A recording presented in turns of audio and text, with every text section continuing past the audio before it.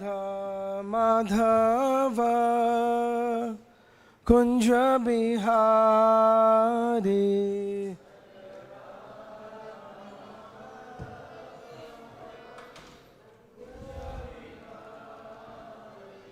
Jai Radha Madhava Kunja Bihari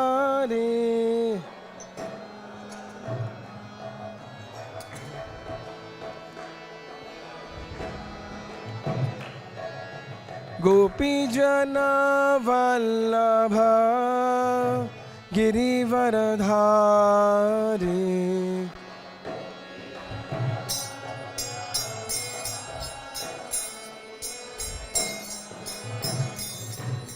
Gopi Jana Vallabha Girivaradhari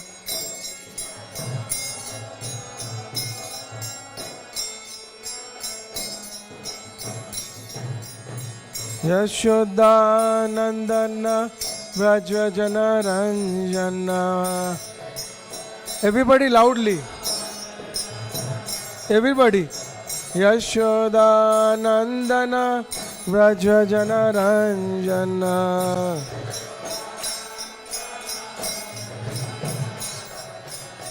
Jamuna Tira Vanachari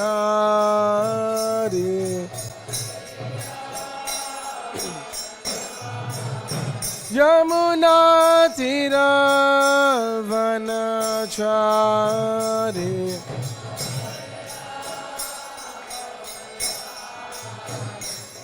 Jai Radha Madhava Kunja Bihari.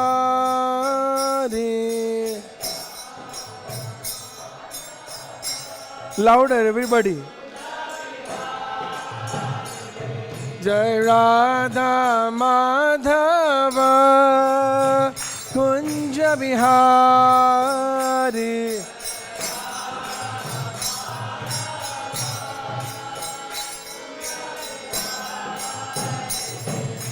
Gopi Jana Vallabha Girivaradhari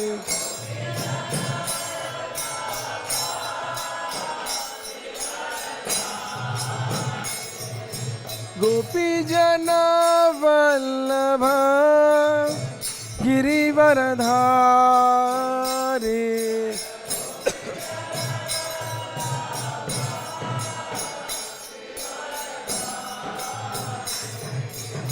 Yashodanandana Brajajana Ranjana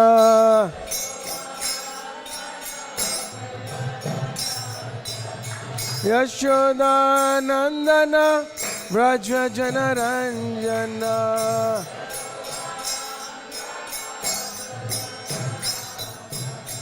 Jamuna Tira Vanachari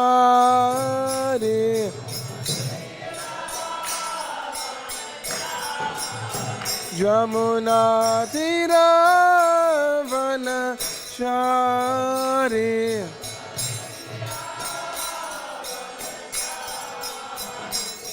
Jai Radha Madhava Kunja Bihari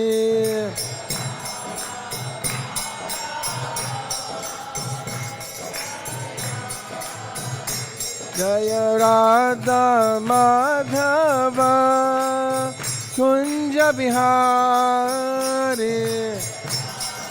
Louder.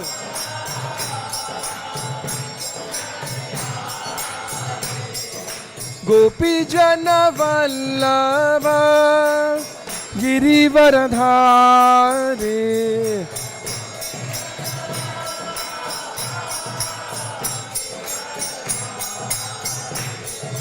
Gopi Jana Vallabha Girivaradhari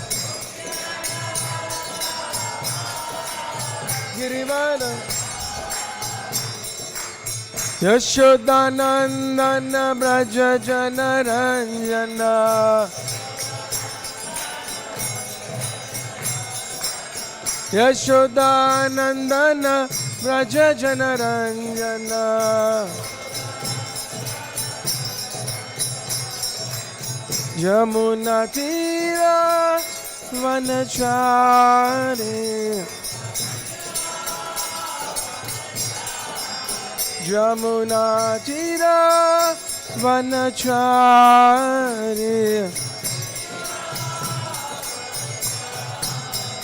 Jaya Radha Madhava Kunja Bihari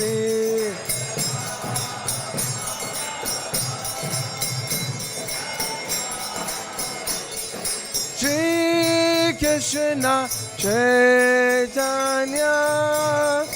Prabhu Nityananda Shri Advaita Gadadhar Vyasadeva Goswami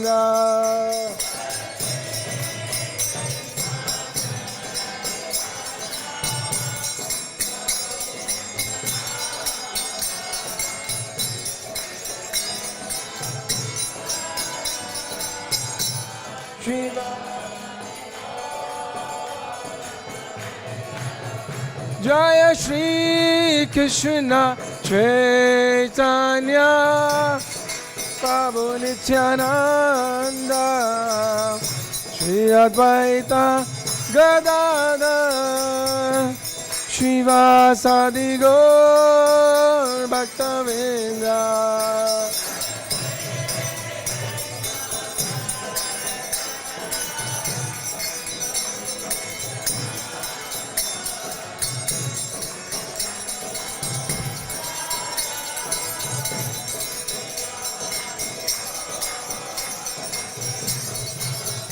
Hare Krishna,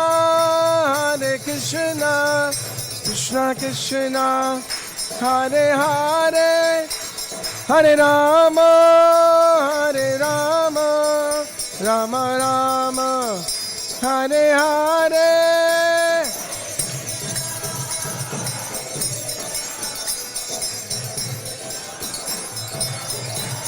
Everybody loudly.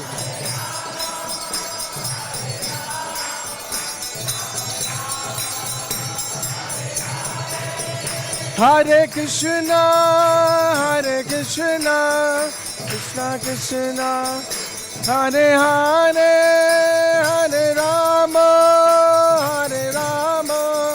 Rama Rama, Hare Hare.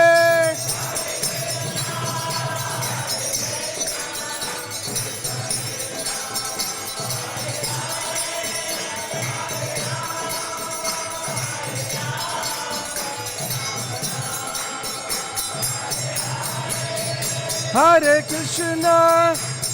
Krishna, Krishna Krishna, Hare Hare, Hare Rama,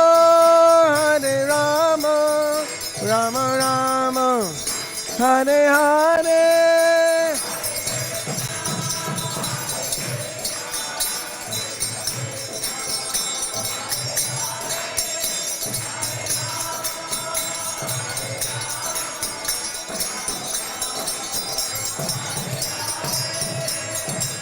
Hare Krishna, Krishna Krishna, Hare Hare, Hare Ram, Ram Ram, Hare Hare.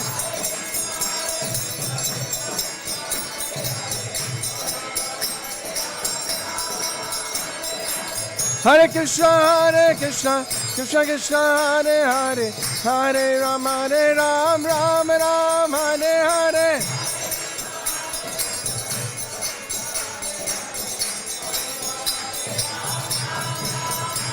Hare Krishna, Krishna Krishna, Hare Hare, Hare Ram, Ram Ram, Hare Hare.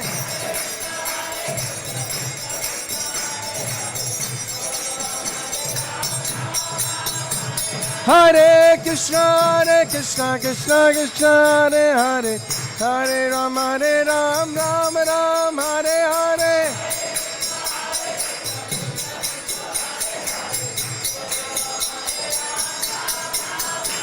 Hare Krishna, Krishna Krishna, Hare Hare, Hare Ram, Ram Ram, Hare Hare.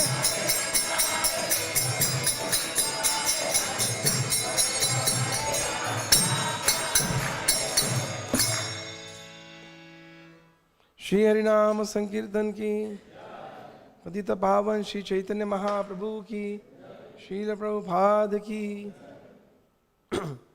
Hare Krishna.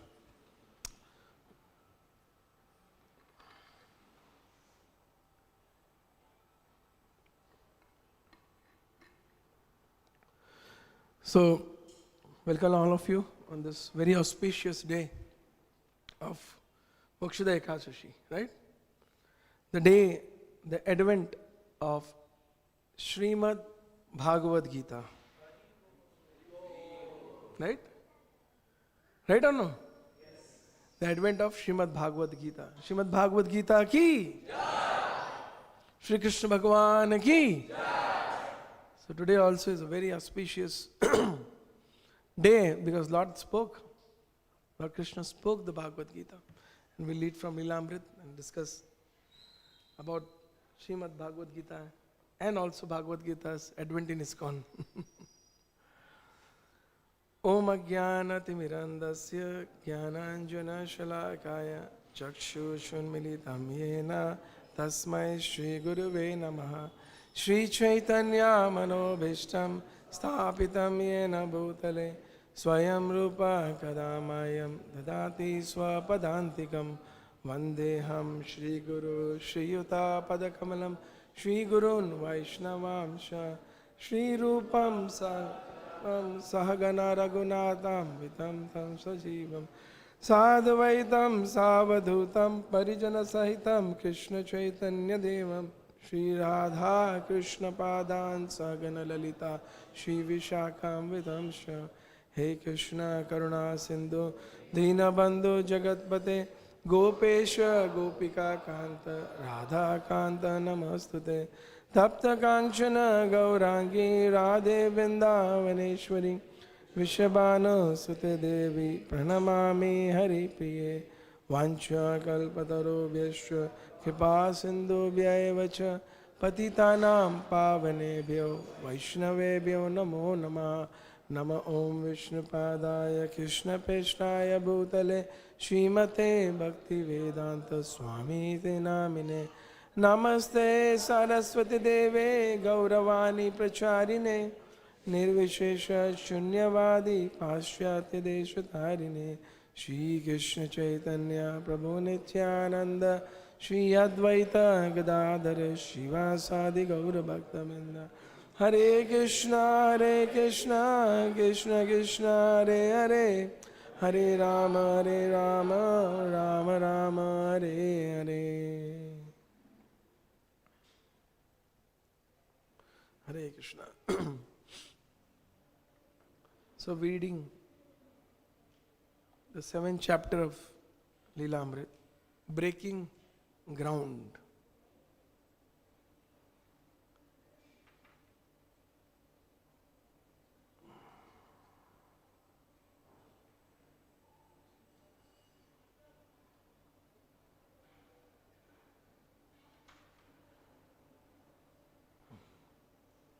So the last chapter, the last paragraph, the street side building housed his meeting hall.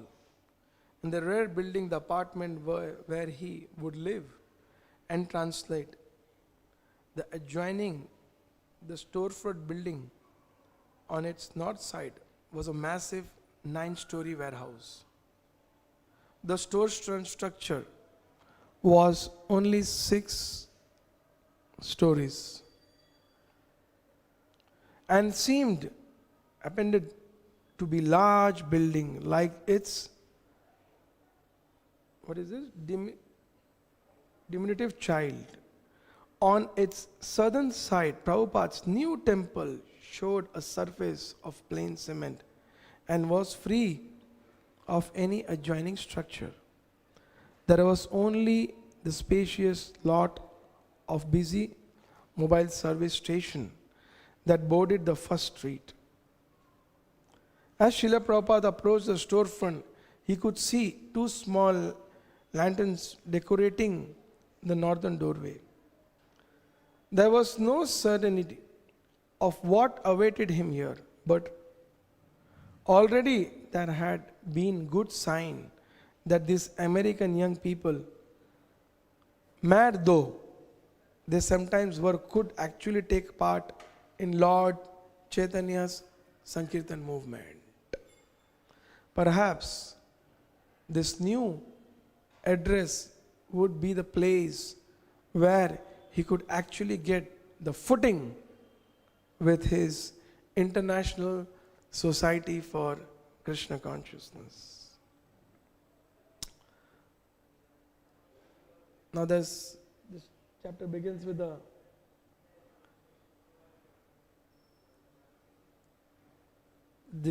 a forward introduction of Allen Ginsberg.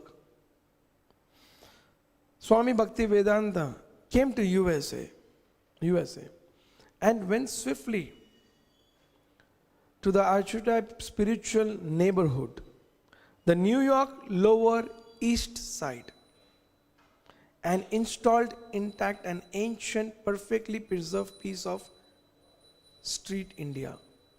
He adorned a storefront as his ashram and adored Krishna therein, and by patience and good humor, singing, chanting, impounding Sanskrit transmissiology, day by day established Krishna consciousness in a psychosphetic mind manifesting center of America East. He chose to attend to the Lower East Side. What kindness and humility and intelligence. What kindness, humility and intelligence. Allen Ginsberg, from his introduction to the Macmillan Bhagavad Gita as it is. So such a nice coincidence. The introduction is from the Macmillan Bhagavad Gita as it is. So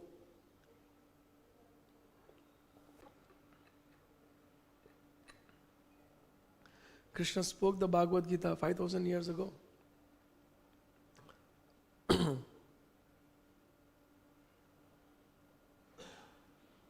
Prabhupada's new neighborhood was not as, it's a nice sentence, as run down as the nearby Bauri. Though it certainly was less than quaint.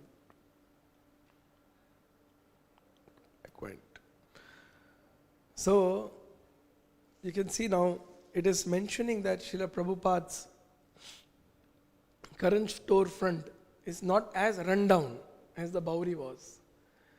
And Nitai Madhav Prabhu, when he was reading, he was explaining last Ekadashi that Srila Prabhupada's struggle is actually almost from this chapter. The physical struggle Srila Prabhupada had to go through is coming to an end. And the struggle to handle the crazy American disciples starts from here. It was a full young American youth who were actually revolted the basic or the general trend and taken up hippie tradition, hippie culture, which was full of breaking all the four regulative principles and staying high. That was their conclusion. Yeah? Breaking all the four regulative principles and staying high with drugs. Staying high with drugs. So, some of the young, even disciples, they mentioned that they would go and argue with Srila Prabhupada by taking marijuana and LSD. They would really feel that they are very high. And that's a spiritual space. Prabhupada said that the real spiritual replied that real spiritual space is eternal. This high which you go In the night you go high, next day morning you're down on the bed, he said, for a few days. You go high and you come down. Spiritually going high means you remain eternally high. I said, your consciousness, Prabhupada was mentioning, it is your consciousness which goes high by spiritual enlightenment. So if you see, just a few pages before, Srila Prabhupada was in such a situation that Prabhupada was attacked by David, right? And Nitai Madhaprabhu beautifully, it was very emotional to read that. Prabhupada was attacked by David and he goes to Chal. Chal allows Prabhupada to enter to his house. But Charles' girlfriend happens to be his wife. So she was not so favorable to Krishna consciousness and she was not comfortable having a Swamiji in the house. She was not ready. She was not prepared to take up Krishna consciousness so much into it, as much as Chal had got into. Now, Chal keeps Swamiji for a few days at home and he finds it difficult. And just like our fundraisers, when we go somewhere to raise fund, we just say that many of our devotees, they sit here and make a call to the donor in Banjara Hills. And they say that, I am just crossing by this road of Banjara Hills. I was thinking that I will come and give prasadam. And as soon as he says, "Ha, come," our devotees come running, "Ek gaadi nikalo, prasad jo, jaldi jana hai Banjara Hills." And they go and meet the donor, isn't it? How many of you do that? We often do that. "Arey gaadi nikalo, is appointment diya jata hai, fatafat jate." So similarly, Chal calls up Mike, right? Mike. And he just tells him, "Where are you?" He said, "I am at home." He said, "Yes, I am nearby, I am coming." And he takes Swamiji and goes there directly. He goes and right directly goes there to Swamiji, taking Prabhupada. And what does he go there for? To search a place for Srila Prabhupada to stay.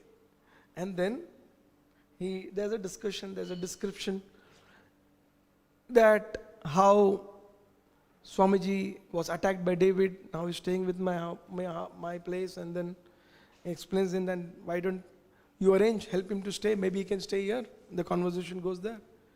And the Western culture is very different than Indian culture, you know. If an Indian, someone comes to your house and says, "ये आपके घर पे रहना चाहते हैं," तो India, they will not say immediately no. India, they will say that, "Okay, मैं अपनी बीबी को पूछ के आता हूँ थोड़ा, वाइफ को पूछ के आता हूँ." So Mike was put to a surprise and he said, "I have my piano, I have my musical instruments," and he's a musician, and he says that my friends, they come who are artists and we practice here, so there could be a lot of disturbance. And all this conversation is going on between Chal and Mike. And Prabhupada is right sitting there, hearing the whole conversation. Srila Prabhupada is sitting there and hearing this whole conversation. And then Prabhupada, after hearing the conversation, he gets up and he tells, "That's fine, thank you very much." Gets up. And then after a few days, Mike arranges a place for Srila Prabhupada to stay. And this is the 26th Avenue. It was written on the storefront, 26th Avenue storefront, "Jai Shri Radha Madhava ki, Shri Jagannath Baladev Subhadra Maiya ki, Shri Go Nitai ki, Srila Prabhupada ki." And this storefront, it was mentioned, matchless gift shop. Matchless gift shop was mentioned. There was some gift shop there earlier. Before Prabhupada was very satisfied. I think this is where Srila Prabhupada even started fundraising himself, practically. isn't it? Because the person whose storefront was Srila Prabhupada, while in the conversation and negotiating with him about this storefront, and the rent was $20 something, Srila Prabhupada sold him a $5 Bhagavad Gita first. Bhagavatam actually. He sold him only a Bhagavatam. And then Prabhupada explained him about the vision and the mission he's planning for. And he made him a patron. That same person donate him $5 every month for this mission. Srila Prabhupada writes in one of his letters, though it is some news of preaching not being successful came up. And Srila Prabhupada said in that though it's not so encouraging, but I am not a person to be disappointed. So easily get disappointed. I am not a person to get easily disappointed. So Prabhupada worked so hard to go as this Krishna consciousness movement. From here, Prabhupada's actually the preaching starts and managing the disciples starts. And Prabhupada was so powerful in his preaching. From here, of course he was always, but after the miracle of Yuga Dharma Nama Sankirtan, holy name, manifested, and the results by following the instruction of his spiritual master came up. Srila Prabhupada's preaching is in a different era of preaching started, which is going on still now. A few pastimes to say of Srila Prabhupada's preaching is like Prabhupada was in London. So some reporters asked Srila Prabhupada, it was Prabhupada's first visit. 3 Grihasthas, they have gone to London and they have established Krishna consciousness. They become little bit known, and Prabhupada comes there. And some followers are also there by then. And the reporter, they go to welcome Srila Prabhupada at the airport. And the reporter comes and asks, Swamiji, why have you come here? Why have you come here? And the question was very sarcastic, that we don't need you, kind of. The Prabhupada, after a few seconds of different reporters coming in and asking him, same reporter asked the same question. And Srila Prabhupada said, I have not come to take something to London.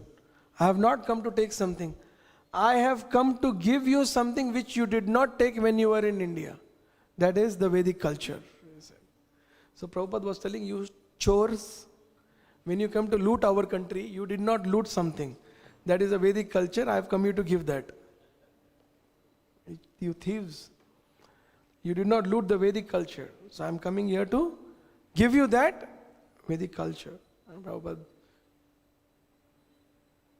once again a reporter asked, Swamiji, how is hell like?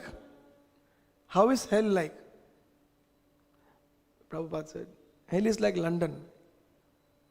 He said, there is no sun in hell and there is no sun in London. How many of those who know about London, it's a cold weather, always raining, and sun very hardly comes. When sun comes, it's like a festival. That's a Diwali there, when the sun comes. So Prabhupada said, hell is like London. There is no sun there. That was Srila Prabhupada's preaching. Srila Prabhupada established a preaching movement and spread the mercy of Lord Chaitanya Mahaprabhu in a very awakening style. Prabhupada would introduce the holy name, the prasadam, and then he would awake the consciousness by these two and by his preaching style. The third one who get the holy name and prasadam could even understand his preaching style. And when he would preach, the disciples will also catch up. Srila Prabhupada's preaching was never, he used to really understand the person. Just by seeing a person, he could screen it fully. He could see through. He could see through a person. What's the attitude? What's the consciousness? What's the mindset? And Prabhupada used to then preach accordingly. Like this is my famous Madhu Dvisa Prabhu mentions, one of my favorites. Srila Prabhupada was giving a lecture in Australia in a university. And there were students, and they were actually a little bit doing masti, like college students are. They're doing little masti. And they were trying to disturb the lecture. Srila Prabhupada was patiently hearing them. And they were making noise, and someone started playing tape recorder. In that video, if you see Prabhupada in Australia, you see Madhu Dvisa Prabhu. We cannot imagine that spirit actually. Madhu Dvisa Prabhu takes the mic. He says, it doesn't look good. We have come here to a very prominent institution in Australia, and we are being our spiritual master who is the messenger of God. And we expect you people to behave like gentlemen. And you are not doing that. You are insulting our spiritual master. If we have to settle something amongst us, we can go outside and fight and settle it off. In the mic, how many of you heard that? We can just go out and fight it out and settle it off. But we expect to respect our spiritual master. Like that. When I heard it, I had goosebumps. I said, my God. Some 25 years back I heard this. I was like surprised. How can someone take a mic? How many of us can have the courage to speak like this in a university? In a university. Like that. And then later on Prabhupada was preaching in Australia. So one time again same situation came up. One boy who was, I think he was intoxicated with drugs or alcohol, something. He was sitting in the class. He had some spiritual touch or something. So Prabhupada gave a session and he was asking if anybody has any questions. So this gentleman raised his hand. I said, Swamiji, today I feel I am God. So Prabhupada kind of brushed him and went to other questions. Again he raised hand. I said, Swamiji, today I feel I am God. Like that. Loudly said, God. Madhu Dvisa Prabhu was standing looking at Prabhupada. What will Prabhupada, what will he reply to this now? Will he say what is God? Or he's going to quote some Bhagavatam shlokas like usually Srila Prabhupada used to do? And Srila Prabhupada said, today I feel like throwing my shoe on your face. Madhu Dvisa Prabhu, who heard this, he said that I could not believe. And the whole hall just broke out in laugh. And the guy was intoxicated, came into senses. He just came into senses. What did Srila Prabhupada speak? Today, I feel like throwing my shoe on your face. The guy just came into senses. He could not believe to his ears, and everyone is laughing at him like anything, And Madhu Dvisa Prabhu said that. He said that was Srila Prabhupada. That was Srila Prabhupada. He never missed an opportunity. He never missed an opportunity. When Srila Prabhupada had gone to meet the mayor of Paris, now I may be a little differ from the details. You remember the mayor of Paris? So now this mayor was a big assembly, and Prabhupada had a very unique style. He would never go like, like we go for a preaching program, 2 of us will go, and there'll be a bunch of hundreds of people will go and give a class. Like we go for a congregation program, one preacher will go, or a one-time program, 4 devotees will go, and 200 people to deal with. Srila Prabhupada used to say 25 disciples first to do kirtan before he comes. And in the kirtan people go mad, what's happening? And Prabhupada would get down of the car. And in such places, the Prabhupada used to even arrange a buffet. Devotees would go with full, like 20-30 course meal, and a full counter would be set. Prasadam would be set, 20-30 people will be doing kirtan, And then Prabhupada would take over the place even before he would speak. That was his style. He would take over the place by sending his disciples, chanting of the holy name, distributing prasadam. So Prabhupada went there. The mayor was there. So there was a big conference room where mayor, his ministers, his chiefs, secretaries, everyone is there. And Prabhupada is sitting with two of his disciples, and all other disciples, Mataji is outside. Suddenly the mayor comes in. Everyone stands up. And Prabhupada is just sitting and asks what happened. His disciple, he said, the mayor has come. Prabhupada did not stand. He was sitting only.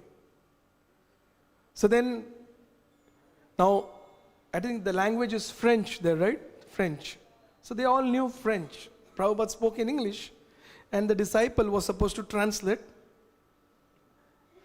in French to the whole assembly, including the mayor. So Prabhupada said, so your country is established on the faith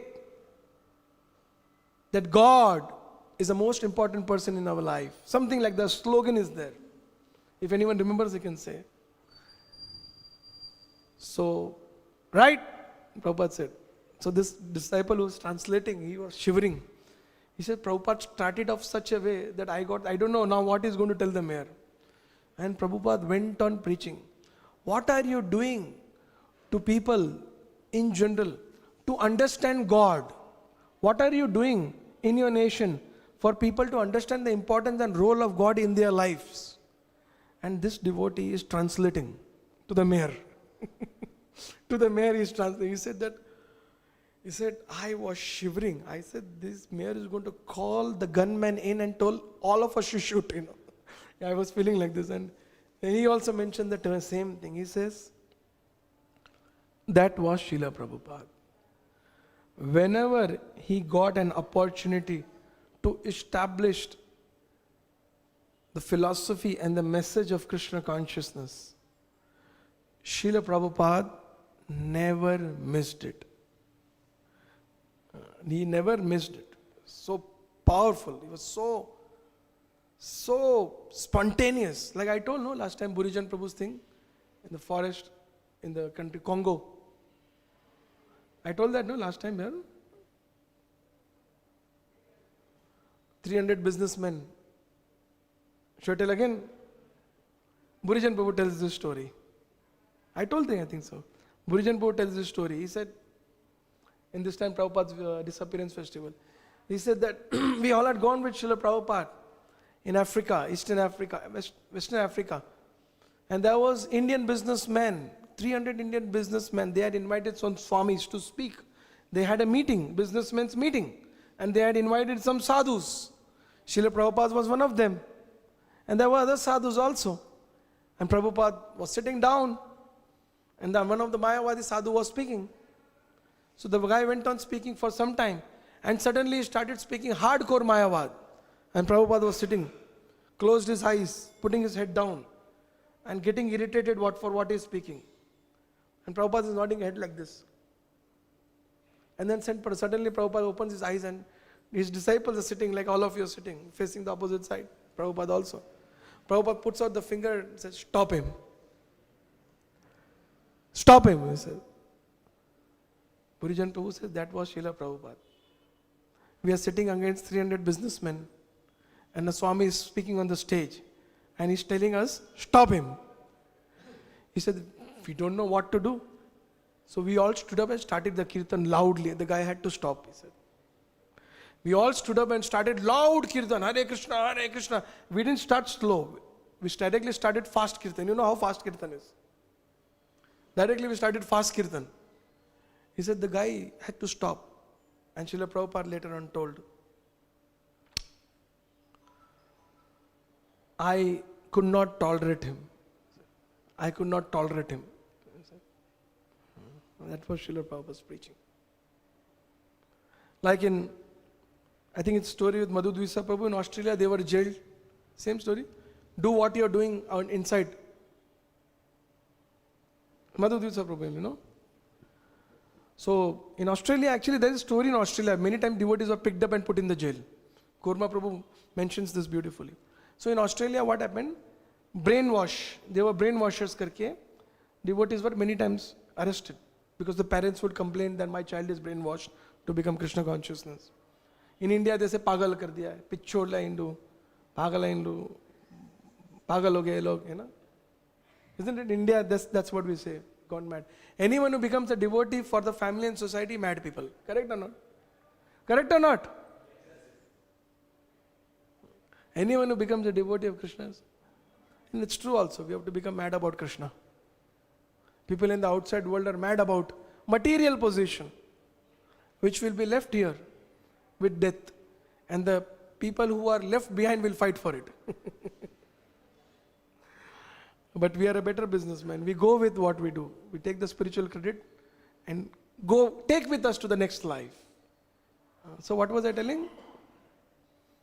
Which story? Yes. So many devotees were arrested. So one day what happened? Madhu Disa Prabhu and a group of devotees were arrested and put in the jail. They wrote a letter to Srila Prabhupada. Srila Prabhupada, we are arrested. Prabhupada said, find out a lawyer and get out. So then they wrote again, I think so, Prabhupada, that Srila Prabhupada, the lawyer is asking some $300 or $1,000 to get bail for each devotee. To get a bail for each devotee. $1,000. So big money at that time. Srila Prabhupada wrote, that is too expensive. Better you all be inside and do what you do outside. Better you be inside and do what you do. You continue your program of Krishna consciousness inside. What does that mean? Do the whole program and preaching. So devotees practically started 4:30 Mangal Aarti in the jail. They did not have the Aarti plate, but they would do Achman. As a spoon is there, and take the incense. Incense is not in the hand. Bell is not in the hand. On the wall or the altar is not, deity is not there. But they would sing the Mangal Aarti. But the spirit would be so high that people in the jail would think that these people are able to see the Lord on the wall. We are not able to see. In all other jail, Kedi, what we call, prisoners, also started participating. It used to be a full Mangal Aarti, Guru Puja, Bhagavatam class, and after the Bhagavatam class, they would preach to the inmates of the prison. It becomes so much that even the jailer would walk into the devotee's cell, removing the shoes outside. The jailer used to walk inside the devotee's jail, removing the shoes outside. Such preaching. Then the jailer made a complaint to the commissioner and it went for a hearing. And they said, it's better release them. It's better release them. Because if they make the prisoners into Krishna consciousness like them, it's more dangerous. They are more dangerous inside. Release them. And all the devotees were released. Srila Prabhupada ki. So this was the impact of Srila Prabhupada's preaching of Gita and Bhagavat. We see today also happens to be the advent of Bhagavad Gita. You see in the Bhagavatam, in Bhagavad Gita is actually one of the parts, a small section of Mahabharata. It's a small section of Mahabharata. And what do we see in Mahabharata? Mahabharata is full of so many stories. One story leads to another story leads to another story leads to another, then it comes back to the main story. Have you seen that? Bhagavatam is there, but Bhagavatam is just around Krishna and his devotees, majorly. But if you read Mahabharata takes you somewhere, then again brings you back. It's a very deep subject on, what's the social affairs of the world also. A lot of details are there in that. But in the Bhagavad Gita, in the Mahabharata, you also see the message of Gita, how it manifested. You see, the life of Pandavas is one of the main focus of Mahabharata. Pandavas, they were harassed so much. They were harassed so much. In the very childhood, there was an attempt to kill them by giving poison. Isn't it? There was an attempt to kill them by giving poison. And there, Dhritarashtra was very greedy to remain a king. Very greedy to remain a king. And he was very happy that his son, Duryodhana, who is not the king, but he is a prince, right? He is a prince. But Duryodhana is claiming to be the king. Whereas Yudhishthira is supposed to become the king. And he knew as long as Duryodhana keeps fighting with the Pandavas, that claims that I'll become the king, Dhritarashtra knew, till I am alive, I will remain the king. Then Duryodhana claims that he will become the king. Nobody will ask me to vacate. So as long as this fool keeps fighting, I will remain the king. It is said. And so much harassed. They were cheated. Their kingdom was taken over. Even after a great struggle when they established Indraprastha, even that was taken away. Their wife was insulted in the whole assembly. And they were sent to forest for 14 years. When they came back, their kingdom was not, Indraprastha was not offered back to them.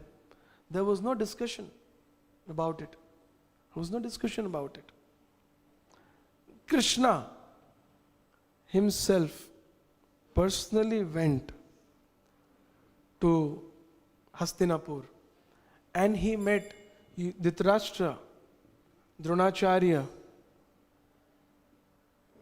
Bhishmadev, and all other young princes, wherein Karna was there, Duryodhana was there, Dushashan was there, everyone.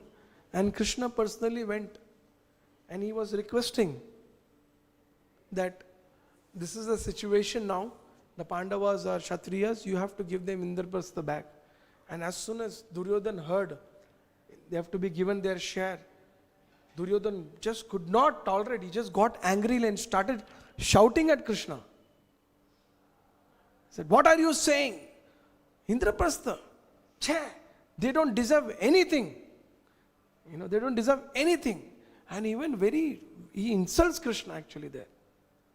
He tells, this cowherd fellow, gwale ko kya samajhta hai, he says. This cowherd fellow, what does he understand? What is he talking?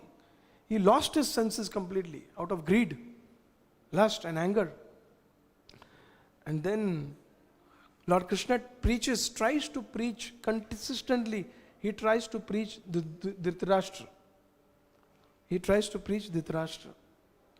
But Duryodhana was again and interrupting and trying to insult Krishna. Then Bhishma gets angry. Bhishma chastises Duryodhana and requests Dhritarashtra. And he, with tears in his eyes, because Bhishmadev knew Krishna is a supreme personality of Godhead. He said, Dhritarashtra, your silence and your not taking decision is going to destroy the whole dynasty. Keshav has come himself. Krishna has himself come.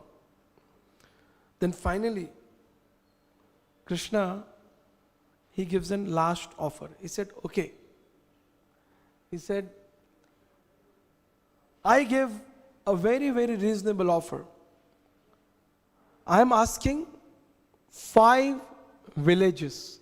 5 villages. Each brother will have 1 village. They are Kshatriyas, so they need to administrate. So 5 villages I will ask.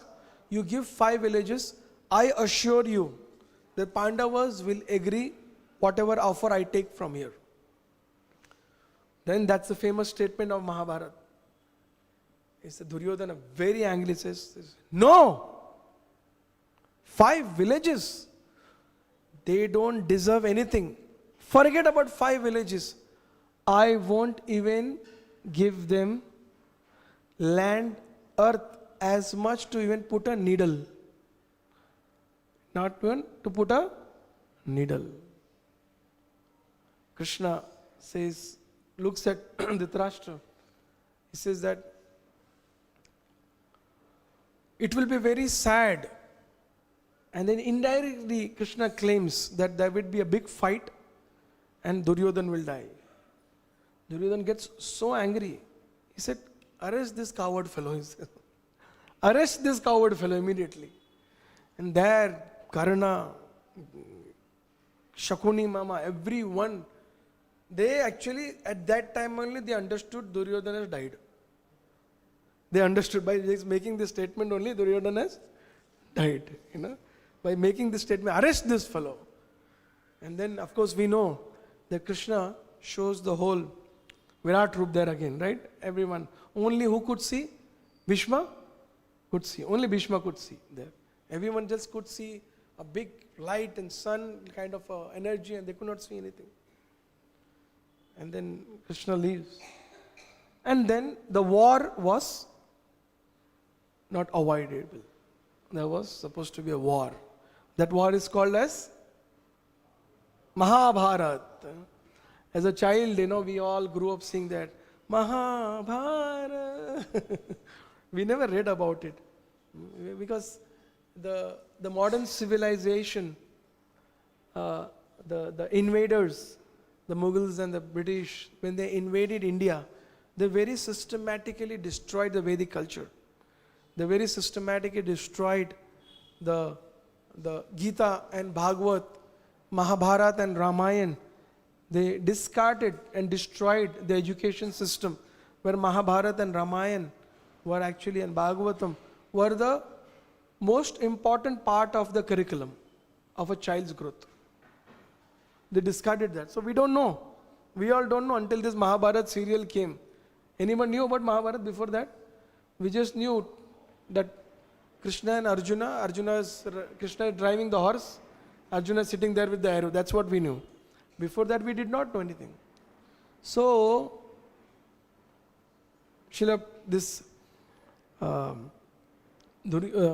Krishna went back and this war was not avoidable. So this battle happened. Arjuna tells, take me in the middle of the army.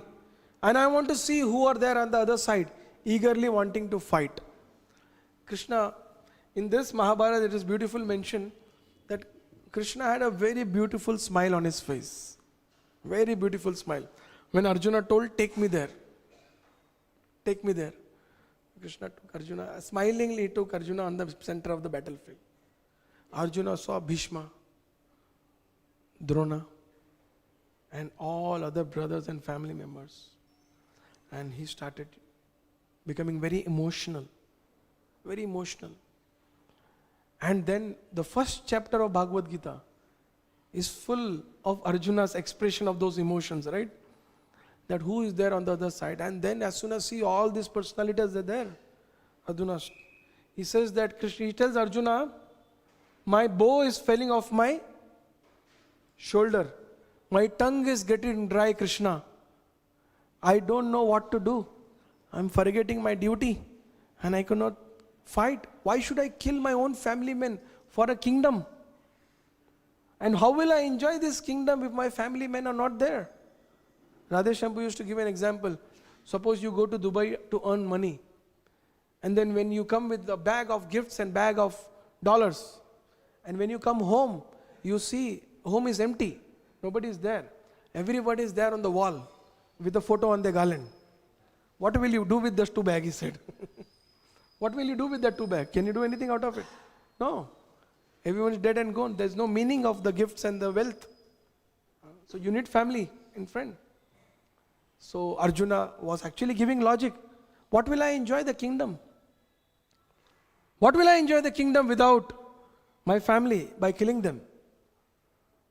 Krishna is still smiling until Arjuna surrenders to Krishna. And the famous verse is there in the second chapter. What is that? Karpanya dosh. Loudly chant. Karpanya dosho pahato sabhava Tikshami samdharma samurache yashayasam vidam vitam me shishyasteham sadmi mam tam prapannam. Until he surrenders like this, Krishna is only smiling. From here Krishna takes control and speaks the Bhagavad Gita. Now, Prabhupada, in one of the lectures, in one of the purports also, he mentions that just a few months ago, in the battle of Virat, the 14 years were completed and Duryodhan gathers Virat, which is on the outskirts of Hastinapur. He gathers, surrounds Pandavas. He comes to know the Pandavas are living in incognito there. So he comes there so that he can send them another 14 years. But by then, in the noon sun time, 14 years completes. As soon as 14 years completes, Arjuna comes out with his bow and arrow.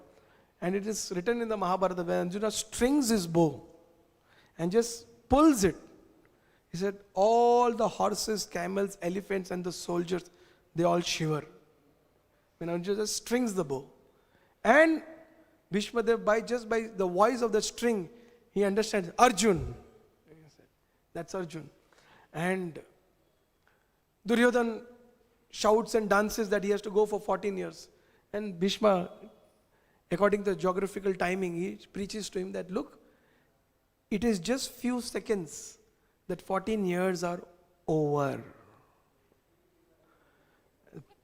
In that battle, Arjuna defeats all of them, and faints them, leaves them unconscious in their chariots, falling. Bhishma, Drona, Karna, Duryodhana, Dushasana, everyone fainted in their chariots. And Arjuna lives from there. Same Arjuna who has already defeated them in the battle of Virat, when he sees them right now in this battlefield, he is shivering. The bow is falling off his hand. His throat is dry. And he doesn't know what to do. He tells Krishna, I am confused. I don't know what to do. And then Krishna speaks the Bhagavad Gita. Our acharyas, they write, Srila Prabhupada also mentioned, Arjuna was not a person in ignorance or a person out of his attachment to the family had come into ignorance. Arjuna is the eternal associate of the Lord. The Lord is performing this beautiful pastime. From within his heart, Krishna made Arjuna the representative of Kali Yuga people. The representative of people in Kali Yuga. And by doing that, Krishna spoke the Bhagavad Gita. For whom Kali Yuga is going to begin? For the people of Kali Yuga. Why? Everyday life of people of Kali Yuga is battlefield. Everyday life. Har roz ki ladai hai. If you don't feel like that, come to Mumbai, take a train ticket in the morning from Andheri to Churchgate. You'll come to know how the life is battlefield. Or you go to the local bus stand, you'll come to know life is a battlefield every day. And people are confused in Kali Yuga. They don't know what is right, what is wrong. Even if they know what is right, they are not able to follow because they are so weak. Correct or not? We are so weak. Even if they know what is right, even after being devotees, we all know that we are following Krishna consciousness. We're supposed to follow the 4 regulative principles. There are Vaishnava etiquettes, there is dharma, there is various varnas, there is ashramas, there is brahmacharya, there is grihastha ashram. There are certain principles to be followed as a brahmachari. There are certain principles to follow as a grihastha. There are certain principles to be followed as a small girl. There are certain values to be followed after puberty. There are certain values to be followed after getting married.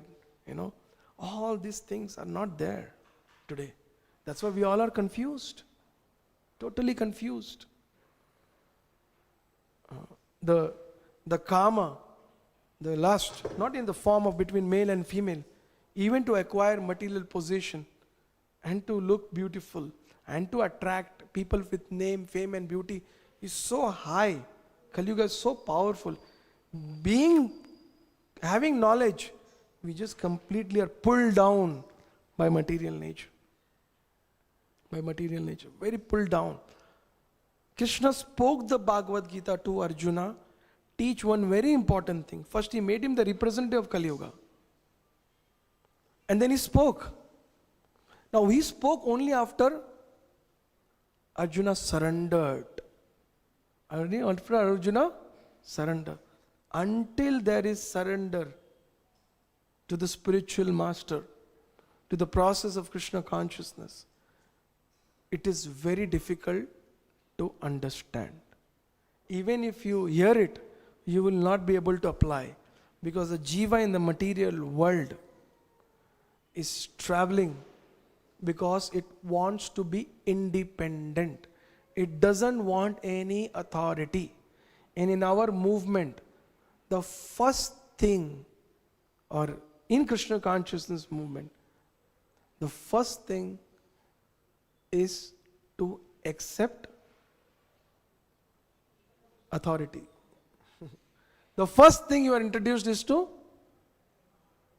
like many people come to our temple and say, हमको दीक्षा लेना है, हमको सेवा करना है. Isn't it? And we ask, what do we ask the first thing?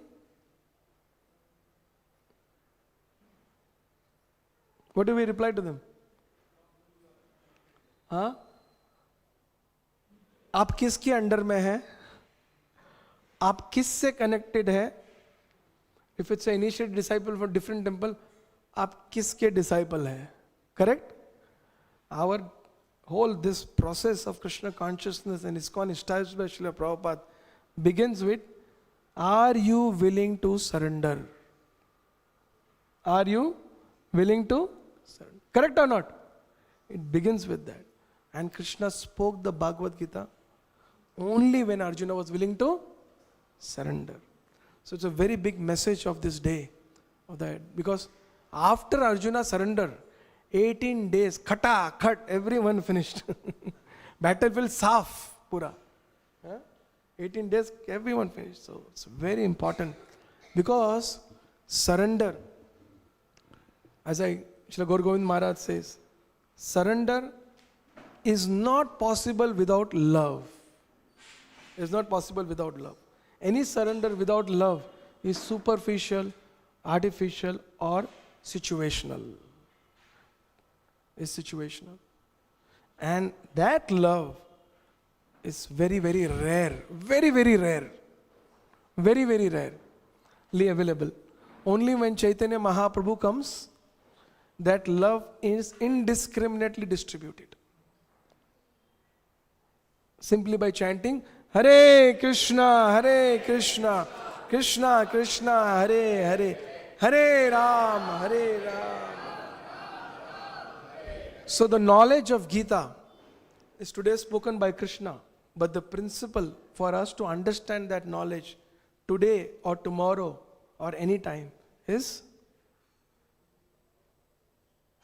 what? Surrender. Is surrender. Without that, not possible. That's the biggest message. Srila Prabhupada's Bhagavad Gita. Is there Bhagavad Gita, Srila Prabhupada's Bhagavad Gita? English? Srila Prabhupada's Bhagavad Gita, when it was introduced to the world, made a big difference in the world. Srila Prabhupada saw many editions of Bhagavad Gita before he wrote his version of Bhagavad Gita. He said none of them were speaking in the spirit of Krishna. He said none of them were speaking in the spirit. Prabhupada's Bhagavad Gita brought up a big cultural change in the world. Those devotees, like Srila Prabhupada, how he was proud of the message of Gita and Bhagavad and the success of his preaching. One day Srila Prabhupada was asked by some Indians, Swamiji, kuch chamatkar batao. Kuch chamatkar. They wanted Prabhupada to do like this, and sow a stone or a ash, or some gold. Prabhupada told him, Prabhupada said, I am showing you magic, he said. And then Prabhupada said, the famous story. He says, Motilal Nehru, the father of Jawaharlal Nehru, in the British era, he kept one British man as a servant. He used to pay him 10,000 as salary, which he has to pay an Indian to get a servant, assistant. He says Motilal was so proud of a servant, British, by paying 10 times. He said he used to pay him 10 times. And Prabhupada just waved his hand like this around his young American and European disciples. He said, all these devotees, they have completely surrendered and taken up the life of Krishna consciousness and given up all sinful activities. This American and European boys. And they're fully surrendered to the mission. And I don't pay them anything. Prabhupada said, I don't pay them anything. Srila Prabhupada said like that. He brought up a cultural change when this Gita was introduced. Prabhupada was preaching in India. While preaching in India, he requested many of his friends, well-wishers, those who had 3, 4 sons. And he would request them, give me one son. I will make him a preacher of Bhagavatam and Gita. Nobody was interested. Prabhupada took up the message to the West as if he felt the instruction of his spiritual master is to be followed. He went. And when he introduced the Gita, Western boys and girls, they started wearing dhoti kurta, shave their head with a tilak and shika. Matajis, young girls, they started wearing sari with a tilak and head cover. Because Prabhupada just told, according to the Vedic culture, the ornament of a woman is her chastity and shy. That's it. Is her chastity? He said ornament. Now this ornament as a woman is in the jewelry shop and the beauty parlor. But Prabhupada said, according to Vedic culture, the ornament of a woman is shy and chastity. And Prabhupada said one more thing. He said a woman can cook nicely and take care of the house. She will be loved by her husband irrespective of how she looks. Correct? But today it's completely ulta. The woman has to be look good for the whole world. And घर का तो छोड़ दो, घर का तो भूल जाओ. Such a devastation has happened in the Vedic culture. Nowadays to even speak is difficult. Because our preaching is such that Mataji and Prabhuji preach that you should use your degree to preach. If you get a degree, you can use that degree to preach. But while the process of getting that degree, girls lose all their chastity. Men lose all their pious consciousness. And completely in a degraded culture. Prabhupada, in his lifetime, always introduced or mentioned about the modern civilization by one word. What is that? What is that? Slaughterhouse. Prabhupada introduced modern education only as what slaughterhouse? You are not going to be cut there. What is going to be cut there? Vedic culture. Vedic culture. You will be educated in such a way that it will be difficult for you to accept Vedic culture. Vedic. And when Prabhupada's Bhagavad Gita changed the world. The most sinful people took up Vedic culture. And when they came India, it is a famous statement, Prabhupada, my dancing white elephants. My dancing white elephants. When they would go on the street, do Sankirtan, the road would be blocked. Prabhupada introduced the Bhagavad Gita with the philosophy of Lord Chaitanya Mahaprabhu. Let me tell you this today, advent of Bhagavad Gita, let me tell you in short the story of the advent of Bhagavad Gita in ISKCON. So Brahmananda Prabhu tells this in a beautiful video. Nitai Mother Prabhu shared with me recently. So Prabhupada had just, all of us know, Prabhupada's first transcript of Bhagavad Gita was sold in scrap. All of you know this? Was sold in scrap. And Prabhupada mentions this. What he has done, he said, it's Prabhupada's, this is a Leela. We cannot understand the details of it, but Prabhupada mentions, he said, if my family would have cooperated, I would have done much more. Prabhupada says this. Because at that time, the spiritual organizations did not have facilities because of the external invaders. Gurukulas and Vedic education, everything was destroyed. So there was no proper Varna and Ashram. So Prabhupada had difficulties. But Srila Prabhupada mentioned in one statement that all of us know the Prabhupada pastime of taking sannyas. His wife sold his Bhagavad Gita transcription in scrap. Bangar mein bech diya. So Prabhupada told his wife, you want me or tea? And the wife was holding a tea and she took the sip. Prabhupada understood I have to take sannyas. And Prabhupada took sannyas. And then later on when Srila Prabhupada again wrote his transcript. So he wanted to print his Bhagavad Gita. He was very eager. And he was in 26th Avenue by then. He was very determined. And Alan Gilbert, who writes this forward, his forward is put on this chapter's beginning. Prabhupada, he was very nice friend. He used to give donations to Srila Prabhupada. He used to help with devotees' visa, Prabhupada visa letters. He was the person who gifted Srila Prabhupada the first harmonium in America, Alan Gilbert. He had actually visited India. He had some sadhus. He was very inspired. So Srila Prabhupada gave his manuscript of the Gita. Second time when he completed, gave it to Alan Gilbert. And Alan Gilbert, very enthusiastic, he said, okay, yeah, I'll print it. So he went to his publishers. He was quite a famous man. When he went to his publisher, the publisher rejected. No, we don't want to print the Gita.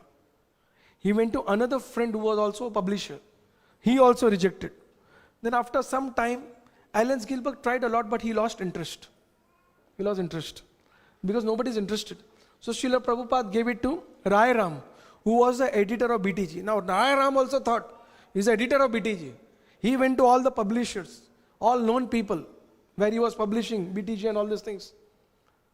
Everyone rejected. Then he was not telling anyone what's happening for some time. And then Prabhupada found out that he is also not able to print. Srila Prabhupada asked Brahmananda Swami, finally. And he gave it to Brahmananda Swami and told him, please print this. He was very anxious to print the Bhagavad Gita. And Brahmananda Prabhu, he says, I had no faith in this manuscript, somehow or other, because he said that I personally felt that it has no commercial value. He said, personally I felt it has no commercial value. And we were very new. Every page of Bhagavad Gita is Krishna consciousness, the Krishna consciousness, Krishna consciousness, the Krishna consciousness. Everything full, no poetry, no esoteric stories, nothing. Nobody will be interested. But Prabhupada, the spiritual master, gave him. So Srila Prabhupada gave, so it's like, all right, he said, okay, I'll try.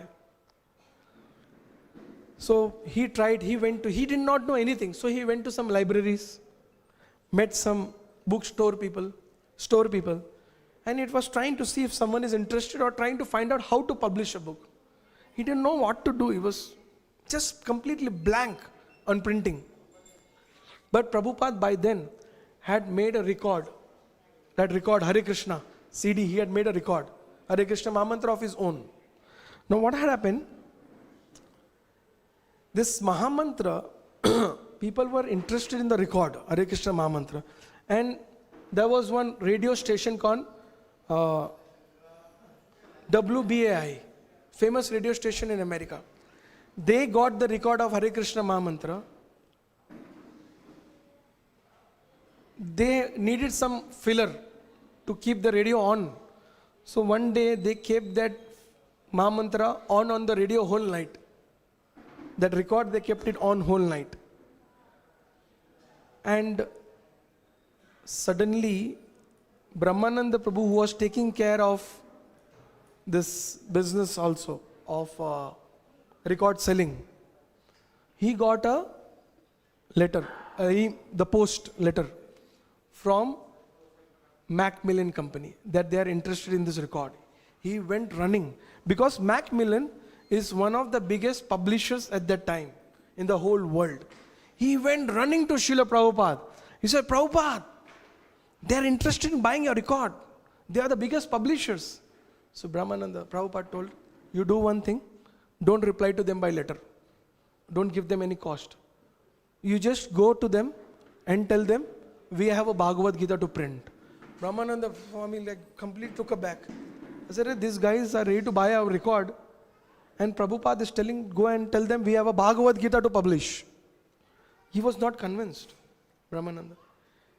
He was like, me, but how, like that. He said that, but Srila Prabhupada, should I take your manuscript and show them that here is a Bhagavad Gita which we want to print?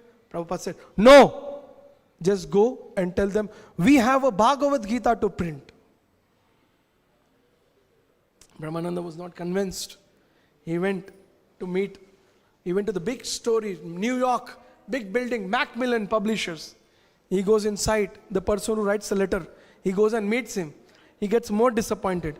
The person who wrote a letter was an accountant. He said, what am I going to speak to an accountant about publishing the Gita? So Brahmananda Prabhu Swami was talking to him, something about, and was not so convinced. Suddenly a person walks in, and this accountant becomes very cautious. And he says that he is our publishing manager. And he introduced Brahmananda Swami. And Brahmananda Swami was like, just could not understand what to do. He was already not so confident, he didn't know what to do. And then he said, okay, he catches that publisher manager. He said, I have a Bhagavad Gita in English to print. And the guy's face lit off. A Bhagavad Gita? Well, yes. In English? Yes. Written by, because he knew he's come to sell the record. Written by Indian Swami? Yes. Whole complete Bhagavad Gita? Yes. The whole complete Bhagavad Gita. In English? By Indian Swami? Yes. I have been looking for it. I have been looking for it. Our whole spiritual section has the Buddhis and the Quran and the Christian books. But we don't have a complete edition of Bhagavad Gita. We'll print it. We'll print it. Brahmananda Swami goes flying, jumping to Srila Prabhupada. And he says, Prabhupada, I met the publisher of Macmillan. They are the biggest publishers in the whole world. And they said they want to print your book. Brahmananda says, Prabhupada heard this as if he knew everything. He said, that's it, over. And Bhagavad Gita was first printed by Macmillan. Srila Prabhupada ki. So, this is how Srila Prabhupada established the Vedic culture by his purports. By introducing the Bhagavad Gita the way world could understand today. That is done by Srila Prabhupada. His Bhaktivedanta purports, Prabhupada mentions sometimes, he has indicated that he doesn't come from this world by certain statements. And one of them is, Prabhupada made is, I never wanted to come here, which means this material world. I only came here because Krishna sent me to write these books. Krishna sent me to write these books. It's for very civilized people, but Prabhupada made it for anyone and everyone to understand. That's how. Once Atul Krishna Prabhu was mentioning that Prabhupada speaks about the Bhagavad Gita. Yeah, Atul Krishna Prabhu was asking a question to Bhakti Vikas Swami in Mayapur festival classes. He said, in the we speak about 4 regulative principles. But in the Bhagavad Gita, Krishna doesn't speak about it anywhere. You know? So how do we understand this? He asked. So Maharaj said, Krishna was speaking Bhagavad Gita to Arjuna, who was a devotee and a civilized person. And a civilized person knew by his tradition and upbringing in the Vedic culture about the 4 regulative principles. Bhakti Vikas Maharaj. Krishna was speaking to Arjuna. And in the line of Srila Prabhupada in our Gaudiya Dhara, Lord Chaitanya Mahaprabhu, because he is indiscriminately distributed Krishna Prem, love to Krishna, we are very fortunate that we are able to understand the teachings of the Bhagavad Gita. Maybe the philosophy may take time, but the emotions of Krishna, his pastime, love towards him is very easily awoke within our heart by simply chanting Hare Krishna, Krishna Krishna, Hare Hare, Hare Rama. That emotion and love which when it is awakened in our heart towards Krishna, his devotees, his teachings, that emotions is actually the essence. And Lord Chaitanya Mahaprabhu, he indiscriminately distributed that. And all his pastimes, they actually teach us about this. Deep emotions towards Krishna, towards values, towards teachings, towards his presence, his form, his beauty. That's like Lord Chaitanya Mahaprabhu, when he went to Srirangam, so he saw one Brahmana. And this Brahmana used to every day read the Bhagavad Gita, but he didn't know to read. And all the local people would laugh at him and make fun of him. When Lord Chaitanya Mahaprabhu saw, he was very impressed. He was surprised first of all. He went to him. And Lord Chaitanya Mahaprabhu, because everyone was making fun because he did not know to read, but he would open the Bhagavad Gita and just turn the pages and cry. He would turn the pages and cry. And people would make fun of him. But it did not make any difference to this Brahmana. He would just read. When Chaitanya Mahaprabhu came, it comes in Madhya Lila. We can chant these verses. Madhya Lila, 9th chapter, verse number 97. Please open. Mahaprabhu is asking this Brahmana. Mahaprabhu puchila tanre shuno mahashaya. Mahaprabhu puchila tanre shuno mahashaya. Konarta jani tomara eta shukhaya.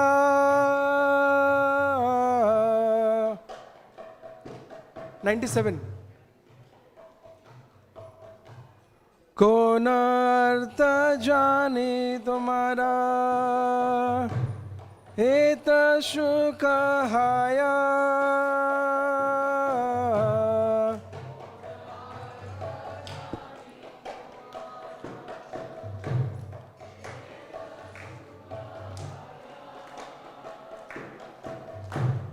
विप्र कहे मूर्ख आमी शब्द अर्थ ना जानी.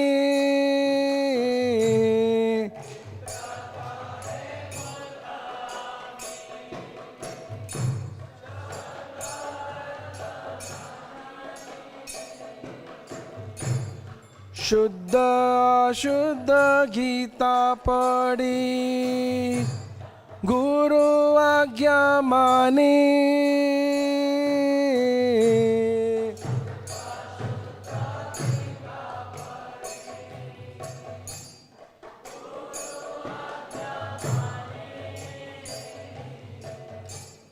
Arjunera rate Krishna Haya Rajudara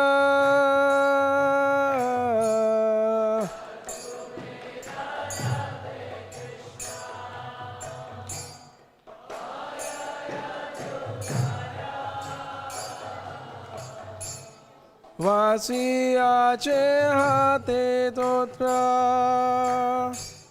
Shamala Sundara Chehate Totra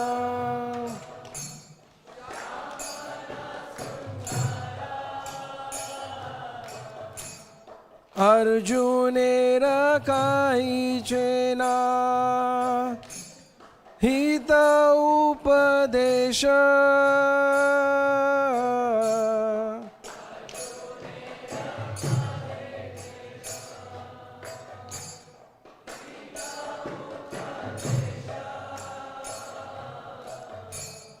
Tanre dekhi hoyo mara Ananda Avesha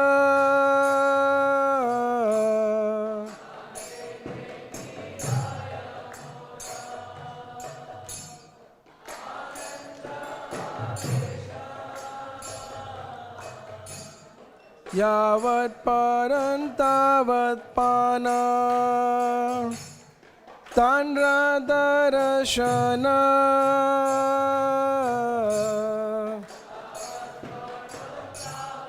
Pana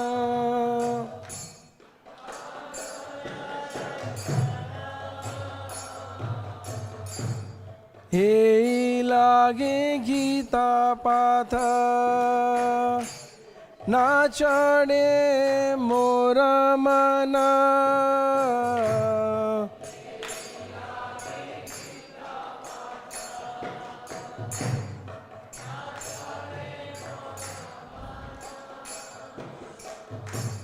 Hare Krishna,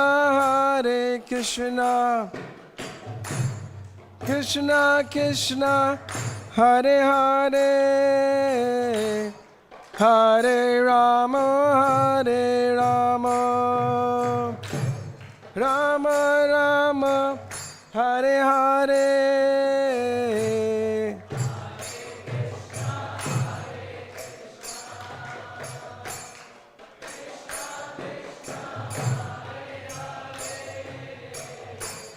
Hare Rama, Hare Rama.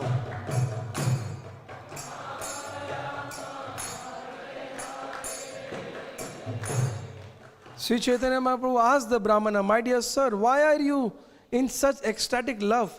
Which portion of the Gita gives you such transcendental pleasure? The Brahmana replied, I am an illiterate and therefore do not know the meaning of the words. Sometimes I read the Bhagavad Gita correctly, sometimes incorrectly. But in any case, I am doing this in compliance with the order of my spiritual master. The Brahmana continued, actually, I only see Lord Krishna sitting on the chariot as Arjuna's charioteer. Taking the reins in his hands, he appears very beautiful and blackish. While seeing Krishna sitting in a chariot, instructing Arjuna, I am filled with ecstatic happiness. As long as I read the Bhagavad Gita, I simply see Lord's beautiful features. It is for this reason that I am reading the Bhagavad Gita and my mind cannot be distracted from this. When Chaitanya Mahaprabhu heard this, next verse. When Chaitanya Mahaprabhu heard this, what does he say? Prabhu kahe Gita pathe Tumhara adhikara. Prabhu ko Gita pathe Tumhara adhikara. Tumi se jahan hai गे गीतारा अर्थ सार तुम्ही से जाना एई। गीता अर्थ सार एता बाली से विप्रे कैलो आलिंगना एता बाली से विप्रे कैलो आलिंगना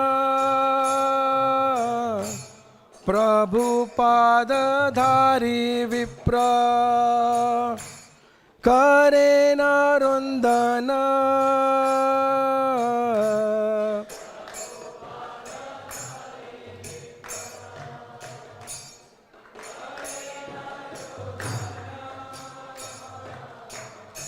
Sri Chaitanya Mahaprabhu told the Brahmana, indeed, you are an authority in reading the Bhagavad Gita.